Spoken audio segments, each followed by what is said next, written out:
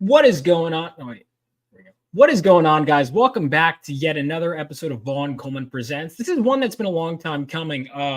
I had been talking with my friends about The Room one time, and I was like, we should get some of the actors on here. And I'm glad to announce we have an actor from The Room who will be joining us tonight. But before we get into that, I do want to talk about myself for a moment and what I'm working on. So for those of you that don't know, or those of you that do, check out my comic book Phenomenova. So the sign up list is in the description. It's also in the chat currently. So it is a 64-page first issue of my comic book series. It's set 20 years after World War III and follows the adventures of a teenage superhero who is struck by lightning while holding a mysterious crystal and gets powers, and he finds himself awakening with electricity powers and super speed and decides he wants to become a superhero. And so he dons a makeshift costume, as you could see here. And basically he wants to run in and stop a heist at a nuclear reactor, but he finds himself fighting villains way out of his league. It's basically my love letter to the superhero genre and comics in general. You could see hints at what happened during the war. I'd love to explore that in a prequel story, but for now we're sticking to this. So if you have any interest at all, it's launching March 29th. So go ahead and sign up. It will be crowdfunding. And you'll be notified when it goes live. And if you back early on from the email list, you will get this exclusive free trading card. So don't miss out. You can also just go to rebeloasisstudios.com and find it there. And without further ado, ladies and gentlemen, enough about me. Let's bring in our guest of honor, Janjigian. How you doing? Did I pronounce that correctly, by the way? Yeah. You hit it right out. I love the comic book, by the way. That looks awesome. Thank you. Yeah, I've been working hard. I wish I could say I drew, but I just draw. My trading card artist said, look at that beautiful trading card. She's a fan of The Room as well. We got a lot of Room fans. But so I was just looking into your background briefly. I mean, you had, even outside of, starring in The Room, you've done so much. But I guess I wanted to start off by asking, what got you into acting? I loved acting since I was a kid. I was in this oral interpretation class when I was in high school and did a lot of that, and just always had an affinity for it. And then moved to LA. I think it was 2002, and it just, a lot of doors opened up. It was kind of crazy. Like, a lot of things just kind of happened. The Room was actually the first official audition I went on when I moved to LA. So it's kind of funny that I got this part for the first audition I went on. But everything kind of fell into place, and I've kind of felt like I've been under a lucky star, even to be in a movie like The Room. So that was your first break, The Room? Mm-hmm. Yeah, first one. Wow. And so I have a question then, because you got that. How did that audition process go? How did you find out about The Room? Well, it's crazy. My roommate, one of my best friends at the time, was the original Mark. So if you've watched it as Disaster Artist, if you read the book is very, very accurate, but the movie obviously takes a lot of, it flexes the book quite a bit. But my roommate was Mark originally. And so he said, hey, they're looking for somebody to, play this role. And I was kind of heavily involved in sports and doing stuff at the time. And so he's just like, you should come in and try out for this part. And I thought, well, yeah, absolutely. That sounds awesome. So I went down there. He had actually taught me some basics on the acting side. He said, look, this guy is really eccentric, Tommy. And he goes, you've got to kind of sound like you know what you're talking about. So he gave me a quick instruction on, the difference between Meisner and Stanislavski. And, we kind of mocked up a resume and the whole deal. And I went in, and unlike, I think, what everybody else went through, I wasn't competing, against a bunch of people. And although I did hear all the horror stories of, all the Lisas that tried out and all the Marks that tried out and all that. But, I went in there and I kind of did my thing, and, I'm kind of rather tall. I'm not as big as I used to be, but I was, hopefully was a little bit bigger than now. And I guess I kind of fit the role. That's cool. That's crazy. Yeah. I mean, so for those of you, hang on, I'm just going to play the clip from The Room real quick and before we get into it. I think it's great. It's honestly one of the most memorable scenes in the movie for a few, which is saying a lot, because The Room, it's a very unforgettable movie. It's a very forgettable movie. It just, who knows how it's gotten the legs it has. So there we go. There you are.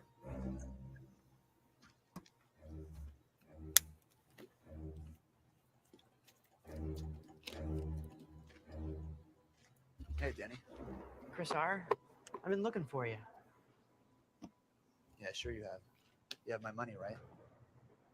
Yeah, it's coming. It'll be here in a few minutes. What do you mean it's coming, Danny? Where's my money? This is where we're about to make out. Just give me 5 minutes. Just give me 5. 5 minutes? You want 5 fucking minutes, Danny? You know what? I haven't got 5 fucking minutes! I'm gonna ask you again, Danny. The drama. So good. I don't have anything. Where's my money, Danny? Where's my fucking money, Danny? That guy's mad. Man. Fucking money! Yeah. I swear to God, it's coming. Where's my fucking money, Danny? Put the gun down. My fucking money! Where's my fucking money, Danny? Look at this guy.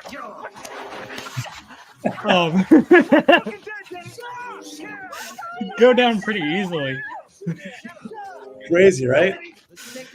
And there we go. That's it. So you're in this movie for 1:30. And it's one of the more memorable scenes. So real quick, one of my favorite aspects of this movie in general, and all the subplots that go nowhere.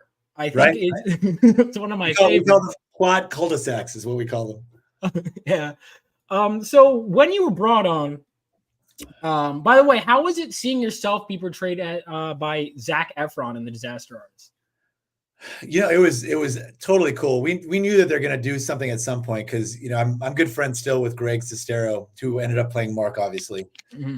And so we knew that, you know, it was being looked at for options and blah, blah, blah. And, you know, when James Franco and Seth Rogen picked it up, it was like, wow, I mean, this is so cool. So we would see things on the web and they'd say, oh, you know, these people are playing you. And it was, you know, there was a lot of surmising.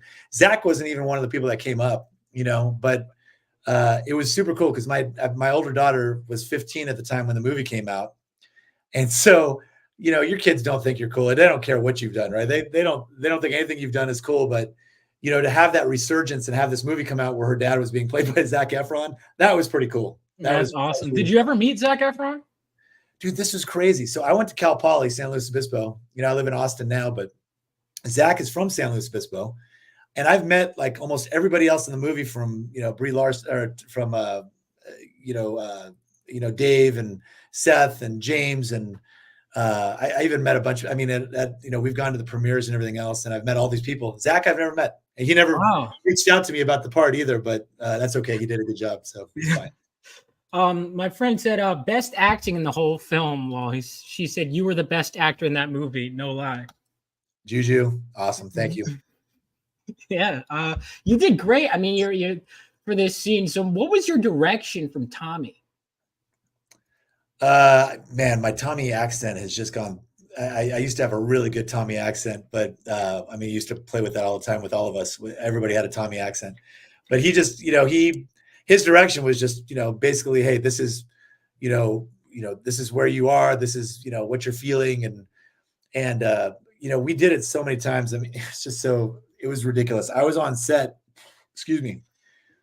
And you'll get an idea of why this movie was so expensive to produce. I was on set for my scene. My scene, I think, was one of the very first scenes that they ever shot. Mm-hmm. And we filmed for 2 weeks. That 90 seconds. This was 2 weeks? No. It was longer than that. Hold on.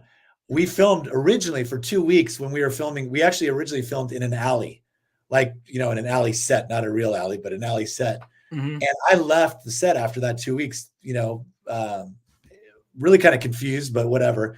They had to call me and have me come back because they wanted me to refilm it after the 2 weeks on this rooftop, you know, with a green screen. And so that was several weeks later. Greg had to call me because I didn't want anything to do with Tommy. So Greg called me and just kind of begged me to come back and do it, which, you know, I did, obviously. So there's an entire different cut of the scene in an alley. Yeah, if you go to, I think, the DVD or like, I know it's out there. I've got a copy of it somewhere too. But yeah, they originally filmed the same scene in an alley and decided it made way more sense on the roof because, you know, drug dealers go roof to roof all the time looking for people. And the guys that saved him, you know, obviously, I mean, it's so common for random groups of people to show up on the roof, you know. It's what we do.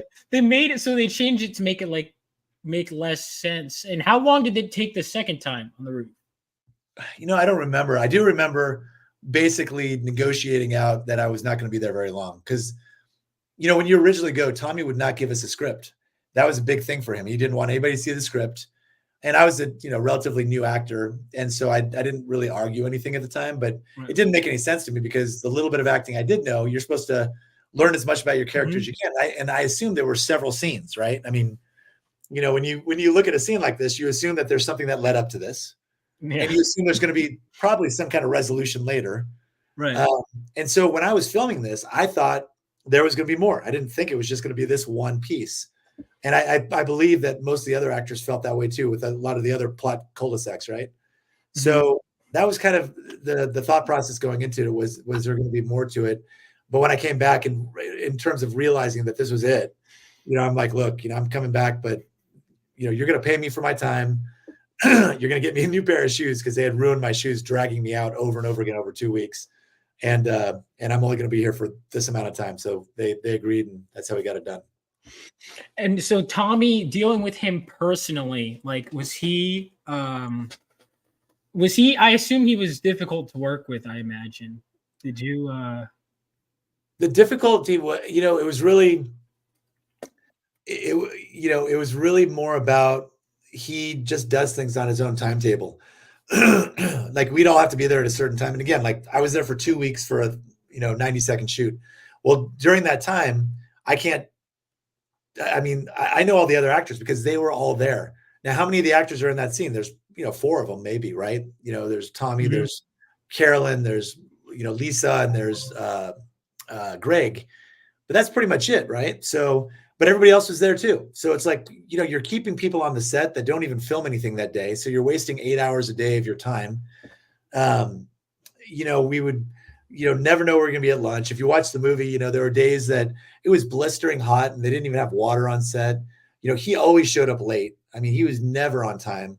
So, you're constantly dealing with, this guy who's kind of an enigma. Now it's really kind of cool and it makes for the whole idea of who Tommy is. But at the time, it was really annoying because you're just like, why do I have to stay on a set for 2 weeks at 8 hours a day just to get some reel? I don't even remember what we were getting paid, if anything, but it wasn't much, but the reason you do that stuff is so you can get some video that you can use towards getting other gigs. And, that's a lot of time to spend for 90 seconds of clip. Wait, so he had this entire budget to film the whole scene in a new location, but didn't pay you guys well?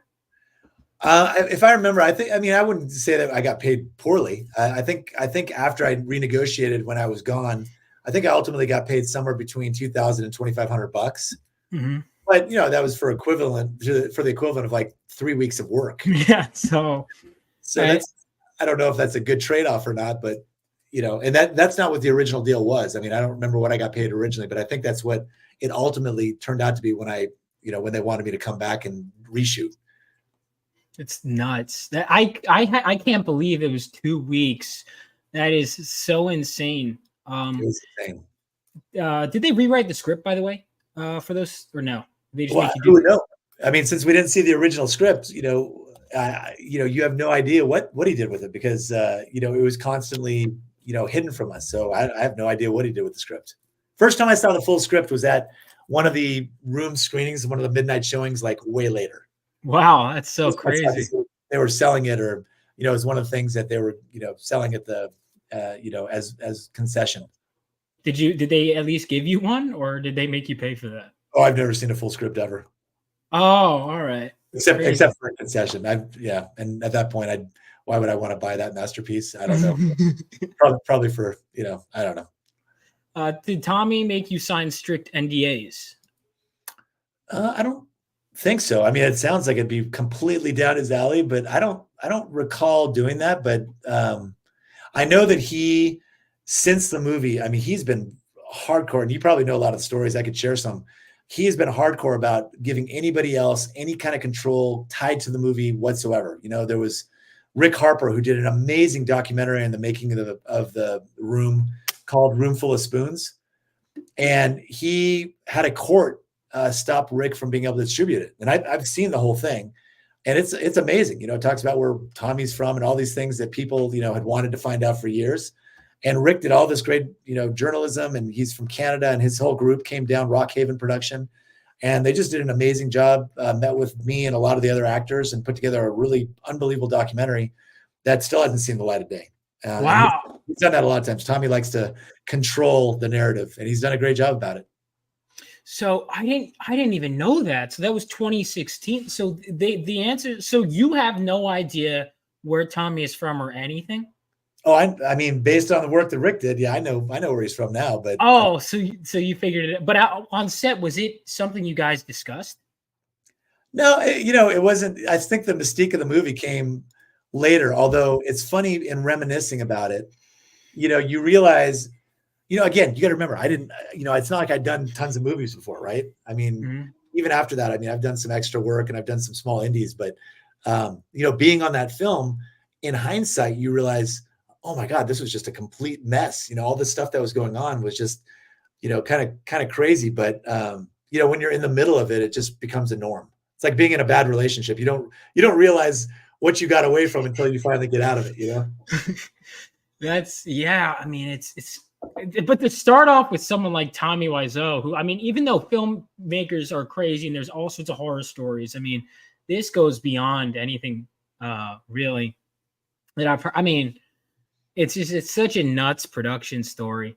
So not only is the production, and it does come across, which I think is funny, Tommy is the modern day Ed Wood. Totally. Totally. And my friend said, my other friend, Bobby, said, I was thoroughly impressed with how fast Johnny and Mark took Chris R to the police station and came back. Yeah, that's one of my favorite parts, is they have taken you off and they are back by, let's see. You're too far. You got to go left. Left, is it? No, further back. Go to like 127. So they take you around here. Right there. And they are back. I think, okay. So you don't see it in this clip, but they are back within like 2 minutes. Oh yeah. From booking you and everything. So my question, this is one of my favorite things about your character. Why Chris R? Why anything? I mean, seriously, like, who knows? I don't know where Chris R came from. I don't know what the drugs were that he sold Denny. I don't know what the price was for the drugs that he was expecting to get back. I mean, you know, I think at a certain point I had kind of like made up a idea in my mind, but it was so funny because it was so ridiculous that you had to come up with dumb things to kind of keep yourself like tied in and like locked into what you're doing. So we had a really great relationship with, you know, a lot of the folks in the cast. We ended up doing a mockumentary called The Room Actors, Where Are They Now? And, you know, we did that, you know, I think we did like 3 seasons of it years later, and it did really well. Robin Paris, who was Michelle, you know, the chocolate girl, she actually directed and put all that stuff together. But, you know, when you're in the middle of it, you just start making things up, you know, because you're supposed to have a little bit of a backstory. So I remember when I was working with Philip Haldeman, who plays Denny, you know, we'd be like, well, what were the drugs? You know, I bet you it was Viagra. Denny seems like a guy that'd be like, you know, buying Viagra on the side, or, you know, I mean, like, you know, probably Ritalin, you know, he probably had massive ADD. So you come up with stupid shit just to like, oh, excuse me, I don't know. No, you could swear. I don't care. You know, but, you know, we would come up with these dumb things just to kind of like humor ourselves because, you know, we've been doing the same, you know, my character's lines is basically, where's my fucking money? Like 40 times. I asked Tom, look, I said, can I say something different? No, we have to stay to script, you know, blah, blah, blah. And it's like, I really, you know, like, why, you know, and he insisted. So you can see in the clips, I'm trying to like pause it or use different levels of voice, you know, so that I'm louder or softer, because you're just, you know, you're saying the same thing 10 times in a row. Who would do that? That's nuts. Now that's interesting. So you tried your best to make it like something else, and correct. One of the things I love about this, so because it's not an actual roof, this is a green screen set, right? Yes. Interacting on, and the alleyway was also a set. Yeah, and the funny thing is, we're what was the name of the actual? So we were basically at a production facility in LA called Sawyer Burns and Sawyer, I think it was Burns and Sawyer. And so, while we were out there, they actually had an alley. So we could have just gone and filmed in a real alley and done it, but he insisted on building an alley. And so, yeah, it was, as a matter of fact, it was, if you remember the scene where, Mike gets tackled into the trash cans. Remember when they were throwing the Yes, football? That's one of my favorite. Well, I like that because it's another abrupt. Oh, wait, so they did use the real alley. No. That was the fake alley. Oh, the fake alley. They used it for another scene, but for whatever reason, it wasn't sufficient for the Chris R scene. That's so weird. Yeah. It's so weird. There's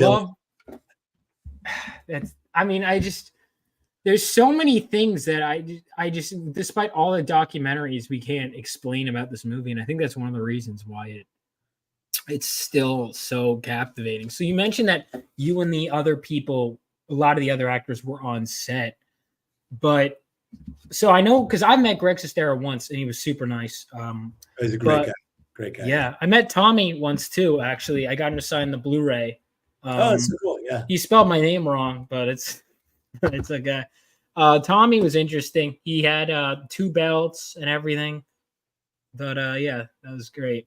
But someone said, did you ever see the famous Sunset Boulevard billboard Tommy had for like 8 years after the movie came out?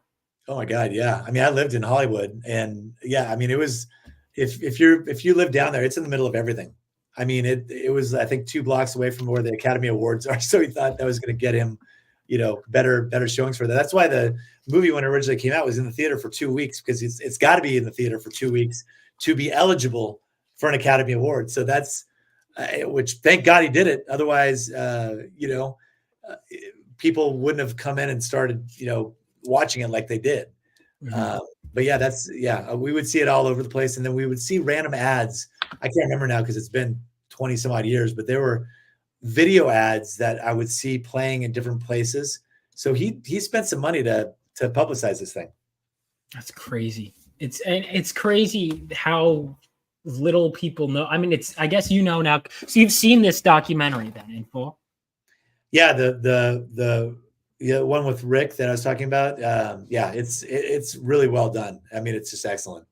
I hope he gets a chance to put it out at some point before it becomes obsolete. Yeah. But yeah, it's really well done. I mean, it's been over 20 years, right? I think if people are still interested, I think people are gonna keep watching it. I mean, I know people I know are still finding out about it. Obviously, people are here because they're interested. How do you afford it all? You have any, but like, what are you allowed? Are you allowed to say anything or no? Allowed to say anything about what? Like how he afforded it or no? Oh yeah, no. If you read the book, The Disaster Artist that Greg wrote, it talks about a lot of that stuff. And so, there's no definitive answer. Let me just start by saying that. But it appears that either Tommy by himself or Tommy's family owns a bunch of buildings and retail shops on Pier 39 in San Francisco. I believe it's Pier 39. Oh.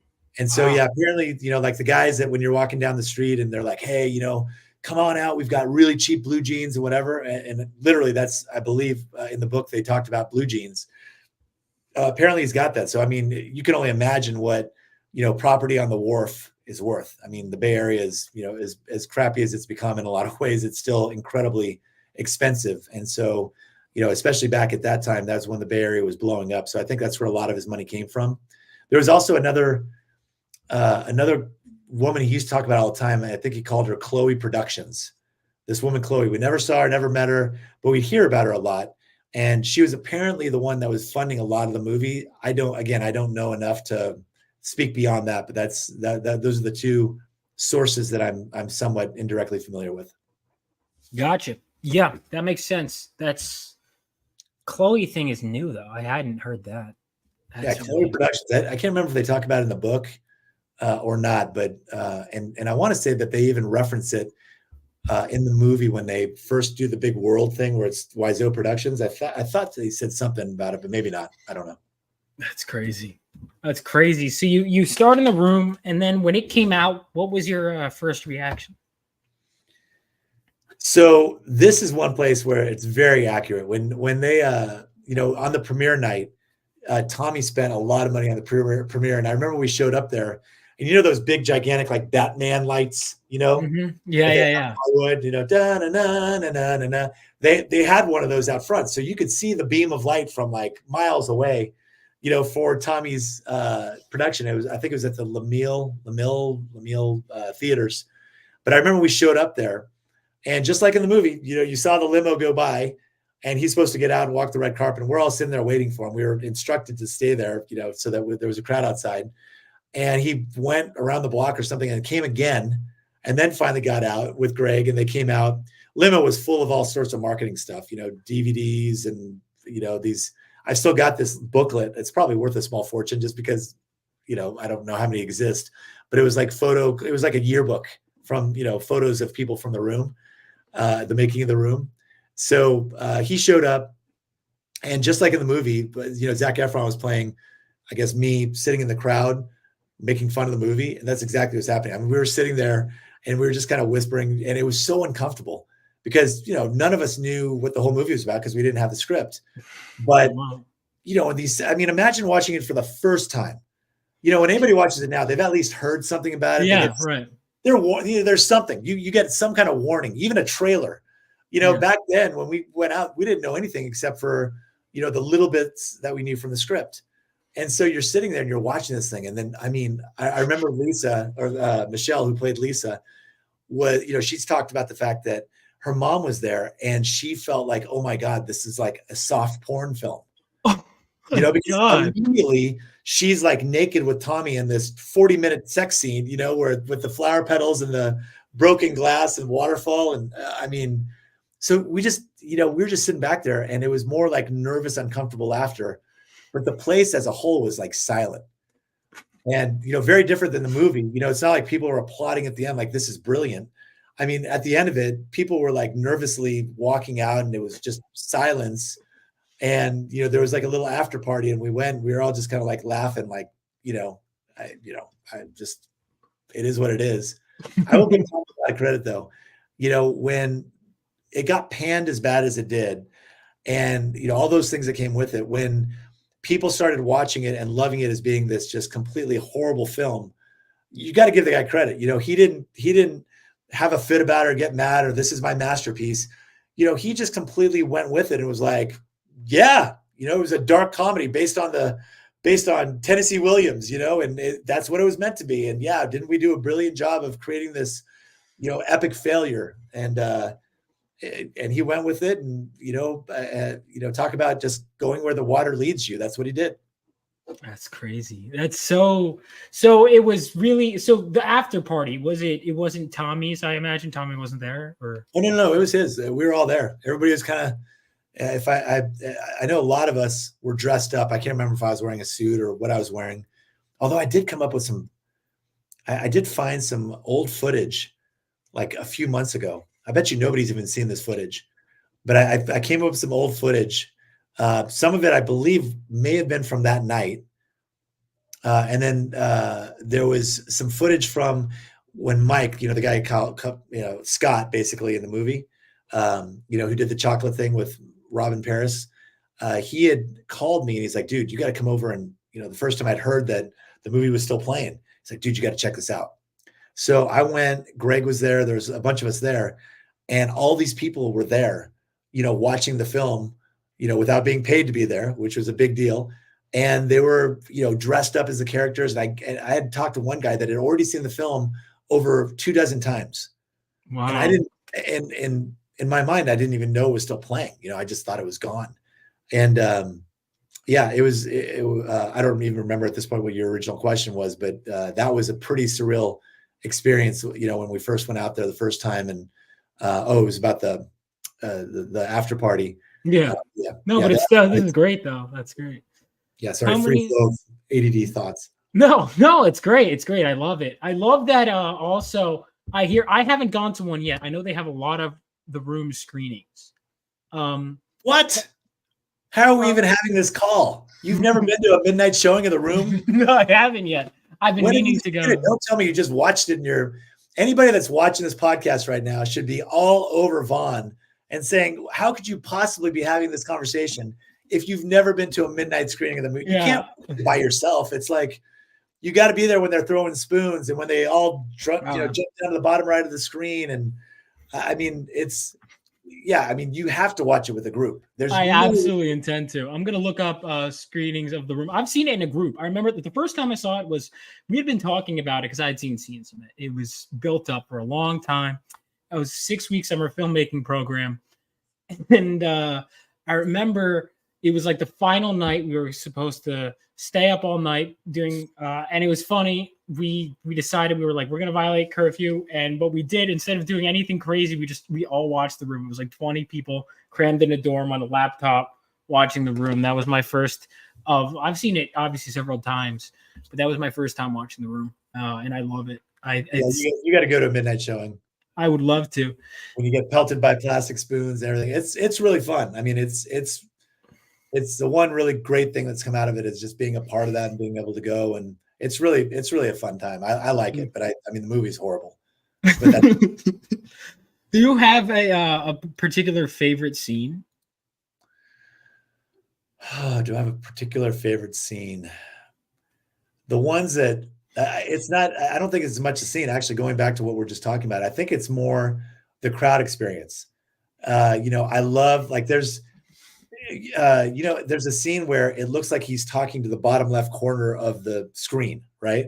Mm. Like I said, if you go to a movie theater and watch it, a lot of the crowd will run down the aisle and stand in there. So it looks like Tommy's talking to you, right? Kind of like that with Loki, if you know what I'm talking about, where it looks like Loki gives you a double glance, and people put that stuff on YouTube. It's just like that. So those are probably the ones I love the most, are the scenes that are really funny to watch in the group. That's crazy. I mean, that sounds like so much fun. Another question from my friend Bobby. He says, was Dan particularly tight with the guy making the funny face while getting blown? That's Scott, or Mike. Mike's his real name. I haven't talked to him for years, but we got along great. That guy is absolutely he's as funny as he comes across. Like, I mean, his acting in that scene, like, or just in every scene, the way he delivers his lines. He's one of those characters. I don't know what his role is in the movie, but it's great. He does so much interesting stuff in the little time he has. Like, all of his facial expressions are just so brilliant. Yeah. Was he? I gotta know, because he's an actor. Was he just messing with Tommy, or like, what was he? Honestly, yeah. Yeah. I mean, he was just probably more than most of us. I think he just realized that this is just whatever. So he just was having a good time. And he was awesome to be around. One of my favorite people that I've ever had a chance to work with. Yeah, he's great. He's all personality, and what you see is literally, that's him. That's so funny. So how many, like, was there a general, like, over the course of the 2 weeks, was there a general understanding, like, at any point that, like, yeah, this is all, because it sounds to me like you were kind of figuring it out. Like, what stages was everyone in the process of, like, this is gonna turn out? Like, did you think was there ever any hope that the film was gonna turn out well, in your opinion? What was crazy about it? I mean, honestly, Vaughn, I think the thing that was so weird was it was such a production, and again, even after that, I'd done some, independent stuff or whatever, and you never saw a production like this. Like, I felt like I was in hindsight, it was like being on a feature film set. So digital had just started back in 2002, right? So, right. People had made the transition. They were either going digital or they were going film. And he had two full, he had created this I don't know what you call it, a boom or something that had both. So he was filming both simultaneously, film and video, which he thought was going to be brilliant. But those cameras are stupidly expensive to rent, much less he bought both of them, right? I saw him go through at least 2 of the 3 film crews that he had. So he had these amazing film crews, and some of the guys you're bored on set, you're talking to people, you're try to be a friendly guy, and you're meeting everybody.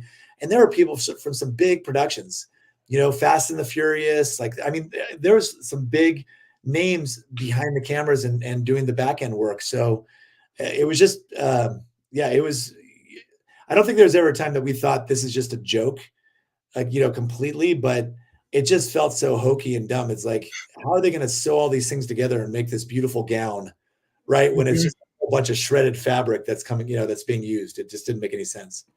So, because you were only in one scene, I'm curious, like, did you think that there was when you were watching the film, that there was gonna be any sort of buildup or fallout? Because even if you were in one scene, that like Denny's drug problem would be in any way a component in the film? Of course. Were you surprised that that it just when you first showed up on screen, what was your reaction?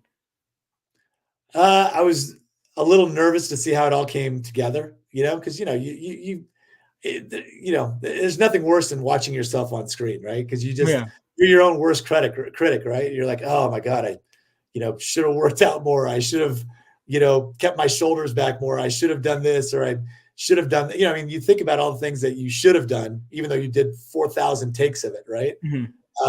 But it was, I mean, as far as the flow of the actual movie, it just never made sense. It's like, okay, well, and then again, what did, Carolyn Bessette getting, I forgot Carolyn's last name, but getting breast cancer. Yes. Nothing was ever said after that, Yeah. How did Chris R's gun end up in Tommy's mouth at the end of the movie? Wait, that was Chris R's gun? It was Chris R's gun. Oh, I didn't know that. I thought that he just had a gun. I just thought he had a gun that just wasn't. Wow. I didn't realize. So he steals Chris R's gun, which, by the way, when they take you out, was there ever supposed to be an actual struggle? Because it's so clear that it's like they almost make you, when they grab you, it's like you just fall down. Like, it was Tommy. Was there supposed to be a bit of a scuffle there? So we did, it was funny. We did this scene when it was down in the alley. And I remember this like it was yesterday. And I'd been doing it over and over again. We've been doing it for days. And, I'm not like some huge dude, right? At the time, I was probably 6'2", 210, 212 pounds, right? Tommy and Greg are both probably, in the fives. Mm-hmm. And, they're both really lean. They're not very big guys. And the reason I say this is because I'm doing the scene, and Tommy, when he would come to grab me in the scene, would like lightly grab me. And, if you're in a scene, you want to feel like you're in the scene. If it's like, you don't want to lose it. You don't want to, have somebody like lightly like doing something to you, yet it's supposed to come across like they're grabbing you. And I would keep telling Tommy, I'd like, look, grab me, you're not going to hurt me. I promise you, just grab me, drag me, do whatever. But like, I don't want to have to act like I'm being dragged. I mean, drag me, that just didn't make any sense. And so finally I got so fed up with it that, one more time, Tommy comes out and just kind of like lightly like caresses me to pull me away. And I freaking got up, and I swear to God, I felt like Darth Vader.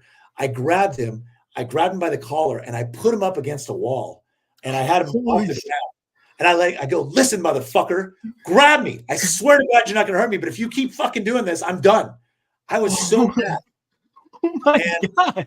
Yeah, it was stupid. And wow. Yeah. And he still didn't do it though, it looks like. Or did he do it? He did it more after that. But yeah, I mean, it was just, yeah. I mean, again, wow. Who knows how the fact that these two were able to wrestle a gun away, I had to get good at releasing the gun so that Greg could get it really quick. So, we had a pretty phenomenal director that was good about blocking all that stuff. This is crazy. So I'm trying to think about it. Yeah, you just kind of, he tries a little. There we go. That's interesting. Wow. That's so nuts. So my friend goes, yeah, I didn't know. I had no idea that it was Chris R's gun. That's crazy. I've seen the movie. I didn't know. So was that in the script? Because that's never specified. No. I'm sure most people don't even think about it. It's just, I was very aware of it because, I had that thing I was holding on to that thing for, 80 hours at least, over 2 weeks at a time. So that's nuts. I recognized it right away. That's crazy. Yeah, was it recycled prop or was it actually Chris R's gun?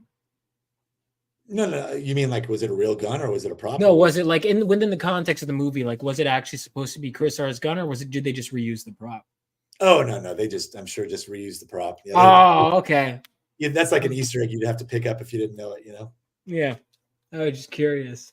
My favorite character was Lisa's mom. Yeah, did you talk to her a lot? The breast cancer line. Yeah, that's one of my favorites too. That it's no one. She was awesome, man. She would like, she was a great lady, Carolyn. Like, and she did a lot of the, where are they now things that we did afterwards. And yeah, dude, she was great. Whoever said that, absolutely, you've got great taste. That woman was awesome. I mean, really, everybody on that set was fantastic. But yeah, she was one of a kind. Yeah, how was Lee? Because Lisa, I mean, I feel like she had to have been a really good sport about it. They gave her like all the worst scenes. She had to do these horrible sex scenes. Her character was just like pure evil. Like, what did they like? So, what was she like? She was cool. It's ironic. I probably hung out with Danielle the least. Just because when I was there and I was offset, she was on set. So, we didn't just do the Chris R scene 8 hours a day, but, like I said, it was being redone over that 2-week period. And when I was not being filmed, her scenes were being filmed. So we were never, we would hang out, but we never really hung out a whole lot. And then when we started doing the Room Actors, Where Are They Now? The ones where we were all together, Danielle wasn't at those. So, if we see each other, it's, always, I keep saying Danielle. Is it Juliet Danielle? See, it shows you how much we hung out, right? Yeah. I think it's Juliet Danielle. So Juliet Danielle. Yeah, I just looked it up. Is it? Okay, perfect. So I apologize for getting that messed up. But anyway, yeah, very sweet every time I've seen her and hung out, but we haven't really, we didn't hang out as much as some of the other cast. I was just curious because that she was probably put for that ringer more than anyone. And then Denny, I know you talked to him. And it's just so much about this movie is such an anomaly. It really is. It's crazy. And speaking of which, about the spoons, because that is such an interesting thing. Do you know why? Do you have any idea why there were spoons in the film? In so many places? Well, you mean why they throw spoons at the film? Well, no, why there are so many just like pictures of spoons in the film, or why there's such a. Yeah, I think those were the pictures that came, I think what happened is he went out and bought props at like IKEA, and the frame came with a spoon picture in it. Like he would get a family picture or whatever. I think it had a spoon picture in it. God knows why. I have no idea. Maybe whoever, was selling the frames thought it was artsy looking. I don't know, but they didn't change anything. They just put the things out there. So, that's why people throw spoons in the movie, is because they see them pop up, at different points in the film. And that just became a thing. It's so wow. Okay. Cause I wasn't sure if he had like some artsy reason or whatever. There wasn't. Unless it's some unbeknownst to you and me, I have no idea. Gotcha. That's so wild. So what's crazy is so you start in this movie, and then after that, I know what was interesting is because it looks you did bobsledding, right? Yeah, I actually bobsledded for 10 years. And this was, so I started in 98. This was filmed in 2002, actually right after the Olympics. So I did the Olympics in 2002 in Salt Lake City, and I moved to LA right afterwards. So we filmed this. I did the Olympics in February of 2002. I think this was filmed in March or April of 2002. So it was right after. It was literally right after. Although the movie obviously didn't come out until a year later in 2003. So the 20th anniversary was last year, but it was right after bobsledding, or right in the middle of it. I actually bobsledded until almost 2007 or 8 was my last year. I can't remember. That's crazy. So you got into bobsledding before, and you were in the Olympics. That's nuts. So how did that come about? I used to kind of, I guess, illegally race motorcycles, for fun. And so I had met another bobsledder, and he was like, "Oh my God, you would love this," And so he's just like, if you want to do it, be in Calgary, in December, whatever date it was. And, it's funny. I talked to him years later and he was like, I probably told 1,000 people they should come try this sport out. And you were the only one that actually bought a ticket and went. Cause I went and I fell in love with it. It's an amazing rush to be in that sport. It's really like nothing you've ever experienced. That's so cool. So you've done bobsledding, then what after bobsledding, what made you decide to switch to acting? It wasn't a switch to acting. Like I said, I bobsled. I started the room in 2002 and I bobsledded till 2007. Oh, okay. So you kept going back and forth. Oh yeah. No, and I owned a company too. So, that was funding everything at the time. And yeah, life's still good. Life was great at that time too. And it was just, pursuing passions, what could be really fun to do? What would be different? I'm not kind of a white picket fence guy. I love to do really fun things. And at that time in my life, they sounded amazing. And they were. That's so cool. And then afterwards, I know it looks like you ran for office too. Yeah.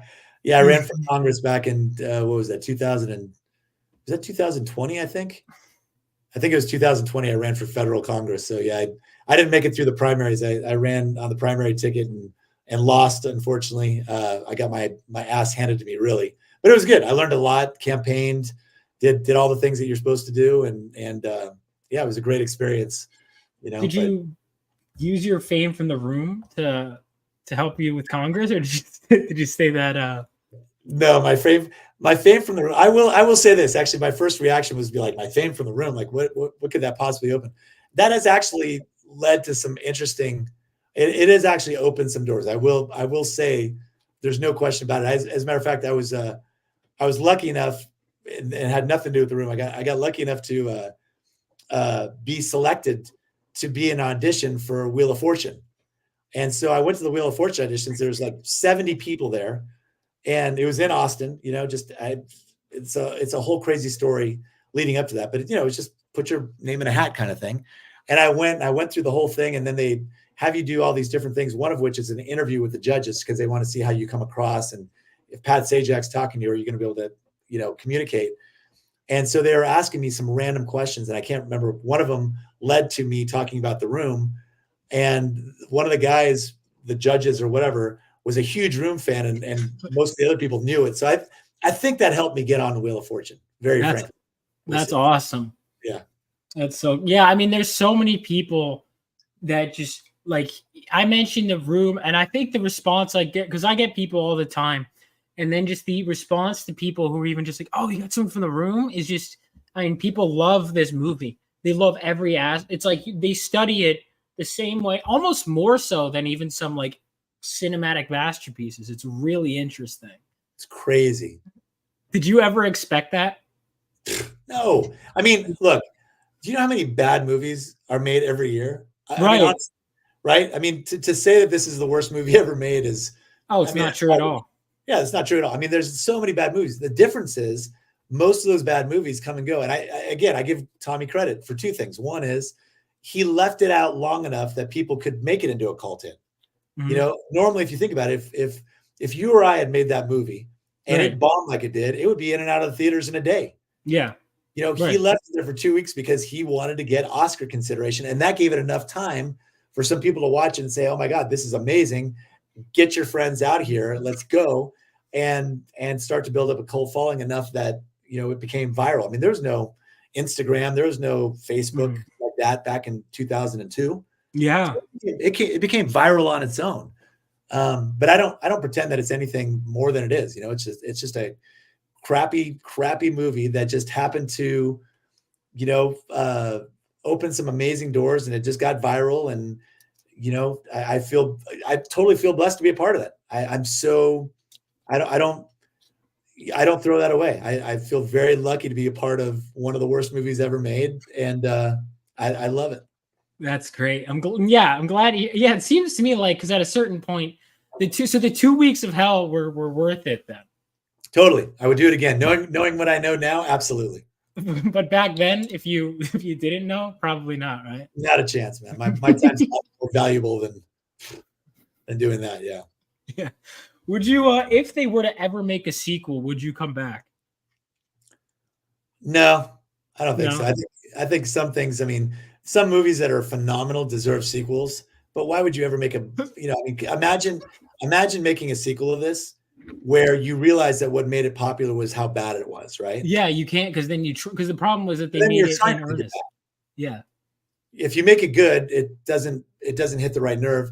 If you make it bad, if you try to make something bad or you try to do things the wrong way, it just I don't know how you could possibly make a sequel that wasn't just that wasn't so disauthentic. And I don't think there's any way to authentically make a sequel that comes from the same place that this one does. It's just I don't think it's possible. Yeah, I don't either. I remember someone mentioning that, and it's like you can't, because you could tell he was trying. I mean, miserably, but he was trying to make when people, because there have been, like, for example, Sharknado felt like it was trying too hard to do this. Right. It was like, oh, let's make it, but it's like you're trying. Like the problem is that The Room, it's because it's such an earnest attempt. It's really fun. Like one of my favorite running things is the random establishing shots of the Golden Gate Bridge every time, because. Yeah, if you go to the movies, they'll be like, you'll get this chant that starts up because it's such a long pan. Yeah. They'll be like, go, go, go, go, go, go, go, go, go. And then it's like this release at the end of it. And that happens like, I don't remember how many times in the movie, but they, this long ass pan of the Golden Gate Bridge. It's funny. Or the Bay Bridge. Yeah, it was like every time they don't know how to transition a scene, there would just be some random. And I thought that was so funny, because I had just been like doing film school, and it was really interesting because we were learning all the things you're supposed to do, and then watching a movie that just ignores all of it was just great. Crazy, yeah, crazy. But it was awesome in its craziness.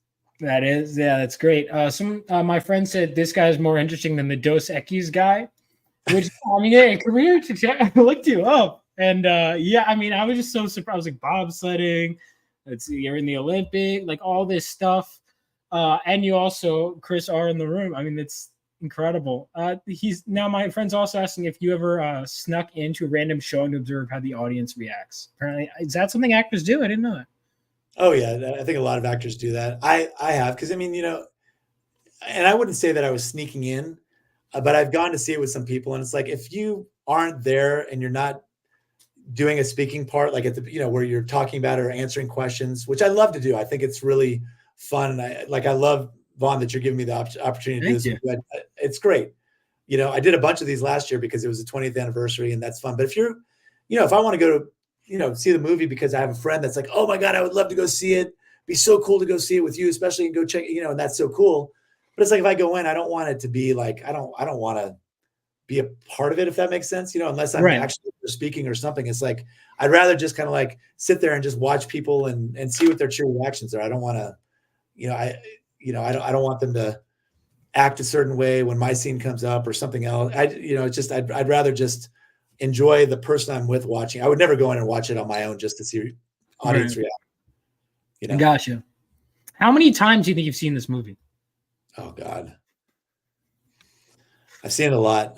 I mean, we've done, I've done a lot of like, the midnight showings. I've gotten invited out. I've done a bunch in New York. I've done them in California and Washington, and I've done them in, Utah and Montana. And I almost did one in Australia. I happened to be there when they were doing a showing, and the guy was trying to get me to come back for it.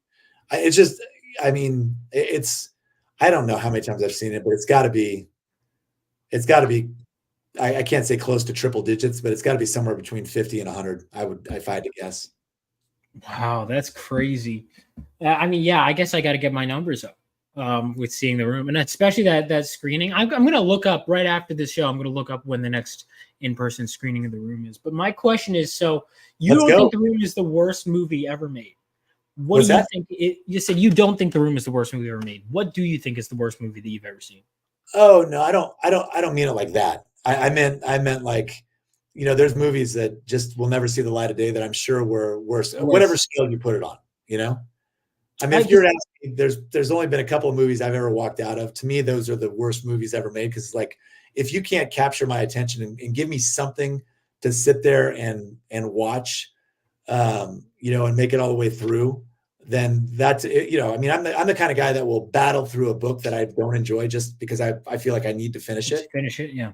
But there have been a couple movies I've walked out of. I don't even want to tell you what any of them are because I feel like I might insult somebody that loved that movie. But I'm just saying, I think there's a lot of bad movies out there. This one just happened to strike the right chord and be out there at the right time.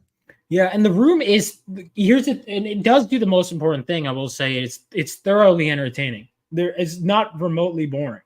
Yeah. Speak for yourself, but yeah, no, I get it. Well, okay, that's not true. There's the sex scenes are just so long. You know, my mom went with me finally. Like, I mean, I'm talking about probably 8 years, maybe even 10 years after. God, it may have even been longer than that. But I was in California. My parents live in Northern California, and like I said, I'm in Austin, Texas. And my mom wanted to come with me because I got invited to do a showing. They wanted me to come and do Q&A for a showing in Oakland. And my parents live in like Saratoga, which is about 40 minutes from Oakland. And so she really wanted to come. And I'm going to tell you, man, it was so embarrassing to be there sitting next to her as, you know, not for my scene in particular, but I mean, imagine sitting next to your mom when, you know, Juliet's scenes come up, you know, the sex scenes, and they just go on forever. And you're just like, God, like, it's not even me, but it's, you know, you're just like, oh, I'm just horrified. And then I get on there. My mom's, you know, a God-fearing woman, and she's a sweetheart, and she's very cool, but, you know, she doesn't want to hear me swearing. And I'm, you know, my scene is like literally just swearing, you know? So swearing, drugs, guns. I did it all. That's crazy. So do you still do acting? Yeah. I actually did. I've done. I just did a thing just a couple months ago. That's going to be on a YouTube. It's like one of those. I don't know. They haven't even put it up yet. I don't know why. It was supposed to have been up, but it's a very short thing. It was with Generation Hope, and I believe. I think it's going to be called Office Affair, where I'm just like a really bad husband that's cheating on my wife. And apparently I'm either a thug or a bad guy. But then I get my comeuppance at the end. But I think the whole thing's probably, you know, less than 10 minutes long. So it's a short film. But yeah, I love doing stuff. So if anybody's got roles out there that they want, you know, apparently a bad guy for, let me know. I'd love to do it. All right. Well, I'm a filmmaker, so I'll always keep you in mind. Vaughn, let's do it, man. Sounds good. We can make the redo of The Room. Sounds good. Yeah, we'll follow Chris R's adventures. We'll figure out what the R stands for. Because I don't know. Ridiculous. Ridiculous. Yeah, that'll do it. Chris Ridiculous. Yeah, that's so good. Oh man, did they ever release the soundtrack on CD? I'd buy it. That's what my friend said. What is that song? Is it like I'm Your Rose or something like that? Oh my God. The soundtrack to this movie is so, I love it. I mean, I don't, but I don't think I could listen to it on its own. I don't know if I could stomach it. Like Let's just be honest, that's all part of the mystique of The Room is, you know, I mean, all those parts, the audio, the visual. I mean, it's so good. So good. I love it so much. It's such a ridiculous movie. But I do have a question because you got into acting. What were your who were your favorite actors? Or you know, currently, like I mean, and for years, I love did you ever see Primal Fear with Ed Norton? That's what I haven't, but I do love Ed Norton. Man, that is a great movie. I remember watching that and going, like, that to me is what acting is. You know, I love Ed Norton. I remember the first time I saw DiCaprio in Gilbert Grape, and I remember I didn't know who he was, and I remember thinking, oh, you know, I mean, that's so cool that they've been able to get this, you know, this special needs kid to be able to actually do this movie, not realizing he was a completely normal person like you and me. I mean, what a performance! You know, Gilbert Grape that blows my mind to this day that was him, and he was able to do that so well. I just love great performances like that. They blow me away. Those are the kind of actors I really love to watch. And do you have any favorite movies in general? Oh yeah, Princess Bride. It's my number one movie. Oh, that's a great movie. Love that. Love Tombstone. Tombstone is Tombstone. Yeah. Val Kilmer in Tombstone is Doc Holliday. That's again, like one of the best acting jobs I've ever seen ever. It was amazing. Yeah, I'm in agreement there. He's so good as Doc Holliday. That movie, I remember being blown away too, but just also the amount of great. I had watched that for the first time. It was like right after Bill Paxton passed away. So I was like, all right, what's a Bill Paxton movie I hadn't seen? Because I'd seen obviously Aliens, Terminator, which he's in for 3 seconds, True Lies, and I was like, well, I hadn't seen Tombstone yet, and I'm amazed. I mean, Kurt Russell, Sam Elliott, Bill Paxton, Val Kilmer, Michael Biehn, Michael Rooker's in it for 3 seconds. Like the cast is. Don't forget Billy Bob Thornton. Oh right, Billy Bob Thornton. I can't believe. Yeah, the cast is just amazing. It's crazy, right? Yeah, that's probably one of the best. Yeah, man. This has been so fun, honestly, talking about the room and going through all this. There's so much I didn't know. And it's been a blast talking to you. Do you ever do conventions, by the way? Do you ever get invited to those, or do you ever? I think I've been invited a couple times to do like Comic-Con and stuff. I thought it'd kind of be fun because actually I even put up some stuff on Etsy. I had this artist that created this. I don't know if I have a copy of it up here. I got it over there, but he created this really cool rendition of me fighting Denny, right? And it's before Cameo came out, I started putting these things on Etsy, and I would like sign them for people. Somebody would be like, "Hey, get this for my buddy's birthday," so it would be like, "Hey, Max, where's my fucking gift?" And write it and send it off, and so that's been really kind of fun to do. But I've almost gone a couple times to do it, but I've never done one of the conventions. It'd be really fun. But I feel like since the pandemic, things have kind of slowed down on the room side. So if it picks up and gets to like it was pre-pandemic, I'd probably go do that at some point. That's all. That's where I met Greg Sestero in the lobby of like a convention actually that I was working. So that's where I met him, or a convention hotel. But yeah, that's great. Have you met Philip? Who? Philip Haldeman, who played Denny. Oh, I haven't met him. I've only met Greg and Tommy. I'm going to tell you right now, Philip, I think, is almost at like all the Comic-Cons. He actually does comic books as well. He draws and illustrates his own comic books. Really? Yeah. So you should reach out to him. You guys would have a lot in common. All right. I'll have to. What's the best way to reach out to him? I'm trying to think if I still have his contact. If I have it, I'll be happy to share it with you, or at least make a picture or something for sure. Yeah. I'd love to. Thank you so much. That's great. And this has been great. What's the best way for people to reach out to you, by the way, and follow you? Anything people should follow you on? I've got a Facebook. I think the official Chris R, and it's a picture of me and Mike. The guy, doing the. I've got a gun to his neck. The chocolate cake. Oh, that one! I've seen that one. Yeah, that's a great picture. That's Mike and Greg on the front, I think, profile picture, but it's the official Chris R. I found it. If you search Chris R on Etsy, you'll see the stuff that we're gratuitously selling, just kind of more for fun. This one, right? That's it. That's the one. Yeah. That's a great picture. That's kind of funny, right? So he's doing still the faces still. Wow. Dude, I'm telling you, that guy is funny. Greg is super cool, but Greg's more chill. But Mike, oh my God, that guy he's just like, if he lived in Austin, I would hang out with him all the time. He's just super fun. He reminded me, like, if you look at the pictures, if you watch the movie, like you can't imagine him not being a frat guy. He's hair and the whole look, like he's like, dude, this is like a Sigma Chi from Cal Poly. I mean, there's no way that guy's not a frat guy, and he's so freaking cool. That's awesome.